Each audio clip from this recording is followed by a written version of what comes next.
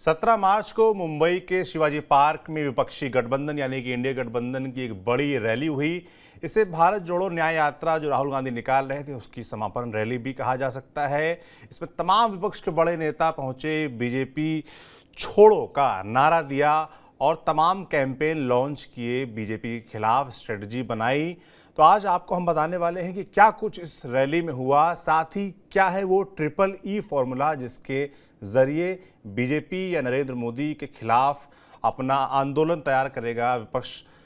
ये समझेंगे, इस सबको समझाने के लिए हमारे साथ होंगे हमारे वरिष्ठ साथी कबूल जी, जिन्होंने डिकोड किया है ट्रिपल ई फॉर्मूला। तो ट्रिपल ई फॉर्मूला पहले समझाएं, उससे पहले कबूल जी मैं जानना चाहता हूँ कि क्या कुछ हुआ इस विपक्ष की रैली में, कौन कौन से नेता पहुंचे, क्या कुछ भाषण हुआ। देखिए, सबसे पहली बात है, कल जिस तरह से राहुल गांधी की जो मणिपुर की यात्रा, भारत जोड़ो यात्रा शुरू हुई थी, उसका समापन था। उस समापन को खास तौर से ये समापन भी ऐसे समय होता है जब चुनाव की घोषणा एक दिन पहले होती, उसके दूसरे दिन इतनी बड़ी रैली हुई और उस रैली के जरिए एक नैरेटिव, एक सियासी माहौल बनाने की कोशिश जो है इंडिया गठबंधन ने की है। और उसमें जो खास तौर से तमाम जो विपक्षी दल, इंडिया गठबंधन के अलायंस घटक दल हैं, उनके जो प्रमुख नेता हैं उस मंच पर रहते हैं और सब एक दूसरे का कौन से नेता? खासतौर से अगर आप देखें तो उद्धव ठाकरे शिवसेना से रहते हैं, शरद पवार, स्टालिन, इसके अलावा जो है तेजस्वी यादव, और आम आदमी पार्टी से अरविंद केजरीवाल नहीं पहुंच पाते हैं लेकिन वो अपने प्रतिनिधि के तौर पे सौरभ भारद्वाज को भेजते हैं। इसके अलावा आरजेडी से तेजस्वी यादव का हमने जिक्र किया, लेफ्ट से आप देखेंगे तो दीपांकर भट्टाचार्य रहते हैं। तो इस तरह से तमाम जो अलायंस के जो घटक दल हैं, खास तौर से जो प्रमुख हैं, वो सारे लोग उस गठबंधन के उस मंच पे खड़े नजर आते हैं। अब उस मंच पे एक साथ सबका होना और एक तरह से देखा जाए चुनाव के जब खास तौर से बिगुल बच चुका है, ऐसे समय में ये एक रैली होना, यहाँ से एक तरह से माना जा रहा है इंडिया गठबंधन अपने कैंपेन की, अपने चुनाव प्रचार अभियान की शुरुआत करने जा रहा है। और वो जो उसकी झलक जो दिखी वो शिवाजी पार्क में दिखी, जिस तरह से एक दूसरे का हाथ पकड़ के और जिस तरह से भारत छोड़ो और का नारा बुलंद किया, मोदी को हटाने का नारा बुलंद किया, निश्चित तौर पे उसके संकेत साफ हैं क्योंकि बड़ी संख्या में भीड़ जुटी थी और उससे एक तरह से एक नैरेटिव बनाने की कोशिश की है, एक माहौल बनाने की कोशिश की है कि ये जो माहौल बना है और जो दिखाया जा रहा है वो ऐसा माहौल नहीं है। माहौल जो है कहीं ना कहीं बीजेपी के खिलाफ भी माहौल है, जिसकी सबूत के तौर पर इतनी बड़ी संख्या में, क्योंकि उस जो रैली थी उसमें बहुत बड़ी तादाद में युवा थे और महिलाओं की भागीदारी बहुत थी, जो दो बड़े संकेत हैं। बिल्कुल, तो साफ तौर पर निशाना साधा गया, मगर एक ट्रिपल ई फॉर्मूला जो आपने डिकोड किया है जिसके जरिए विपक्ष निशाना साधेगा इस चुनाव में भारतीय जनता पार्टी पर, प्रधानमंत्री नरेंद्र मोदी पर, क्या है ये ट्रिपल ई फॉर्मूला? सबसे बड़ी बात, खास तौर से जो शिवाजी पार्क की जो रैली थी, विपक्षी गठबंधन की जो रैली थी, इसमें एक बड़ी चीज़ रही है कि चाहे वो राहुल गांधी हों या इनके स्टालिन हों या फारूक अब्दुल्ला हों या तेजस्वी यादव हों या खुद राहुल गांधी, सब लोगों ने एक सुर में, यहाँ तक कि आम आदमी पार्टी ने भी अगर एक सुर में जिस चीज का सबसे ज्यादा जिक्र किया उसमें वो ट्रिपल ई है। ट्रिपल ई क्या? एक पहला ई है ईवीएम, ईवीएम के खिलाफ एक नैरेटिव बनाने की कोशिश की गई। दूसरा ई ईडी का, ये बताने की कोशिश की गई कि ईडी का कैसे बीजेपी जो है दुरुपयोग कर रही है या मोदी सरकार कैसे दुरुपयोग करके विपक्षी दलों के नेताओं को तोड़ रही है। तीसरा ई जो है वो इलेक्टोरल बॉन्ड का है कि खास तौर से इलेक्टोरल बॉन्ड का मामला इस वक्त सबसे बड़ा मुद्दा है। तो जो चीजें दिखी हैं उसमें ये तीन चीज ऐसी रही हैं, यानी कि ईडी, ईवीएम और इलेक्टोरल बॉन्ड, ये तीन बड़े मुद्दे हैं। ट्रिपल ई का डिकोड करें तो ये तीन बड़े मुद्दे हैं जिन पर हावी रहने वाला है विपक्ष पूरे चुनाव के दरमियान। इसकी स्ट्रेटजी बनाई गई क्योंकि लगातार आप ठीक कह रहे हैं, लगातार हम देख रहे हैं, चाहे वो ईडी हो, ईडी को लंबे समय से निशाने पर लिया जा रहा है कि उसको टूल की तरह से सरकार इस्तेमाल करती है। ऐसा आरोप लगाता है विपक्ष, विपक्षी नेताओं को घेरने में, उनको चुप कराने में, उनको अपने साइड में लाने, अपने पाले में लाने के लिए, दबाव बनाने के लिए ऐसे आरोप लगते रहे हैं। ईवीएम पर लगातार सवाल उठते रहे हैं। कई बार चुनाव विपक्ष जीत जाता है, तब ये सवाल उठते हैं कि अब बताइए, मगर फिलहाल उनके जो कोर एजेंडे में है लगातार वो ये बना हुआ है। राहुल गांधी ने भी कल मुझे लगता है रैली में काफी सवाल खड़े किए, बहुत विस्तार से बताया कि जब हम चुनाव आयोग के सामने ईवीएम को लेके जो हमारी आपत्तियां हैं, जो हमारी शिकायतें हैं, हम उसको दर्ज करा रहे हैं, उनसे बता रहे हैं और उनसे कह रहे हैं कि जो अगर ईवीएम ऐसा ही है तो मुझे दिखाइए। क्योंकि उनका कहना है कि मशीन से, मतलब ये बताने की कोशिश की गई कि जो मोदी की जीत है या जो बीजेपी लगातार चुनाव जीत रही है वो दरअसल जनादेश की वजह से नहीं, वो वोटों की वजह से नहीं, बल्कि ईवीएम की बदौलत जीत रही है। ये बताने की कोशिश खासतौर से अपोजिशन की तरफ से की गई है। लेकिन उसके साथ साथ ये बताने की कोशिश की गई कि चुनाव आयोग ईवीएम को लेकर, क्योंकि उससे एक दिन पहले सुप्रीम कोर्ट ने जो उनकी खासतौर से जो विपक्ष ईवीएम को लेकर जिस तरह की बात कर रहा था उसको रिजेक्ट कर दिया है और इसके ऐसे में उन लोगों ने एक बात कोशिश की है कि ये ईवीएम है, जो बीजेपी की जीत है वो ईवीएम है। अगर ये ईवीएम के बगैर अगर ये जो है बैलेट पेपर से चुनाव हो तो बीजेपी नहीं जीत सकती है, ये बताने की एक कोशिश की गई है। बिल्कुल। कल एक भाषण के दौरान राहुल गांधी ने कहा, एक लाइन भी कही जिसमें उन्होंने कहा कि राजा की आत्मा ईवीएम, ईडी, सीबीआई जैसी संस्थाओं में है। ये बड़ा वायरल हुआ। हाँ, निश्चित तौर पे राहुल गांधी ने ये बताने की कोशिश की गई है कि पीएम मोदी की जो पूरी जीत का आधार है या बीजेपी की जो जीत का आधार है वो किन चीज़ों में है। उन्होंने खासतौर से जिक्र तो ईबी सीडीआई किया, मगर उसके बाद जब अगला वो भाषण इलेक्टोरल बॉन्ड भी जाते हैं तो वो भी कहते हैं। तो उन्होंने इस तरह से बताने की कोशिश की कि जो बीजेपी है उसके जो जीत का मंत्र है और वो जो है वो कहीं ना कहीं इन्हीं तीनों चीज़ों में है, जो ट्रिपल ई है इसी के इर्द गिर्द सिमटा हुआ है। क्योंकि वो कहते हैं सीबीआई के ईवीएम के जरिए वो वोटों को जो है मैनिपुलेट करते हैं और अपना जो परसेंटेज वोट बढ़ा के जीत आधार कर लेते हैं। कल सौरभ भारद्वाज ने एक बहुत बड़ी बात कही, सौरभ भाई, आम आदमी पार्टी, हाँ आम आदमी पार्टी की ईवीएम के जरिए कुछ वोट तो सेट किए जा सकते हैं।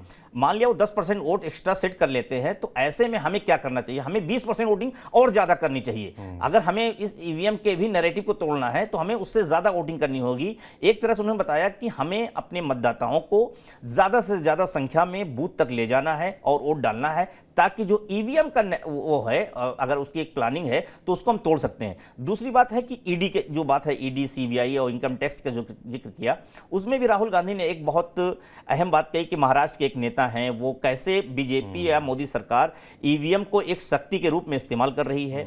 और यही इसी में कहा कि उन्होंने महाराष्ट्र के किसी एक नेता का नाम तो नहीं लिया, लेकिन इशारों में कहा कि महाराष्ट्र के इसी राज्य के एक बड़े नेता हैं जो हमारी मां सोनिया गांधी से मिलने गए और मिलते वक्त वो रो रहे थे कि हम तो जो है इस खास तौर से बीजेपी से लड़ सकते हैं, लेकिन ये जो बीजेपी की शक्ति है इस शक्ति से लड़ने की हमारे अंदर हिम्मत नहीं है, मैं जेल नहीं जा सकता हूं, तो मैं पार्टी, और यही शक्ति मुद्दा बन गया है। निश्चित तौर पे नरेंद्र मोदी ने इसी शक्ति को महिलाओं से या नारी शक्ति से जोड़कर अटैक मतलब आज ही किया है उन्होंने। खासतौर से तेलंगाना की रैली में आज पीएम मोदी ने यह बताने की कोशिश की है कि जिस शक्ति है वो जो शक्ति उनकी है वो शक्ति जो है क्या है, वो जिस शक्ति से डर रहे हैं वो शक्ति दरअसल दुर्गा माँ की शक्ति है। उसको उस शक्ति को खत्म करना चाहते हैं। उन्होंने उसको धर्म से जोड़ा, उसको उन्होंने महिलाओं से जोड़ा।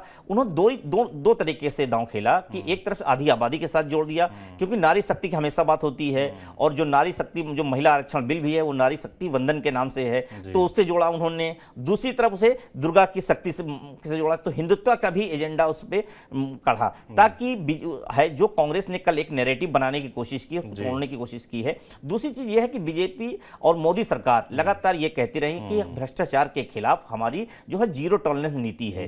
हमने सीबीआई और ईडी तमाम एजेंसियों को खुली छूट दे रखी है कि जो भी इस मामले में लिप्त हैं उनके खिलाफ सख्त कानून कार्रवाई की जाए। लेकिन अपोजिशन कहना है कि जो सरकार जो कानून कार्रवाई की बात करती है, एक्शन की बात करती है, वो सिर्फ विपक्षी नेताओं के लिए होती है, विपक्षी नेताओं को तोड़ने के लिए होती है, ताकि उनके मनोबल को तोड़ा जा सके और उनको कमजोर किया जा सके। ये एक साजिश है। बिल्कुल। तो साफ तौर पर एक नैरेटिव तैयार करने की कोशिश विपक्ष की तरफ से हो रही है। ये ट्रिपल ए फॉर्मूला के तहत ईडी, ईवीएम और इलेक्टोरल बॉन्ड। इलेक्टोरल बॉन्ड पे क्या कुछ कहा कल रैली में, ये बताइए। दरअसल ये बताने की कोशिश की गई कि इलेक्टोरल बॉन्ड जो है वो एक ऐसा रास्ता है जिसकी तरफ से वो उनका कहना है कि ये इसके जरिए से एक तरह से जो सरकार है वो जो तमाम उद्योगपतियों हैं या जो कारोबारी हैं उनको काम दे रही है, उनसे उसके बदले में जो रिश्वत ले रही है या जो घूस ले रही है वो इलेक्टोरल बॉन्ड के रूप में ले रही है, जो नहीं आ रहा। उन्होंने इस तरह से जिक्र किया कि ये पूरा नैरेटिव बन चुका है कि कैसे आओ, काम लो, भ्रष्टाचार करो, आओ जो है आके इलेक्टोरल बॉन्ड दो और आपका केस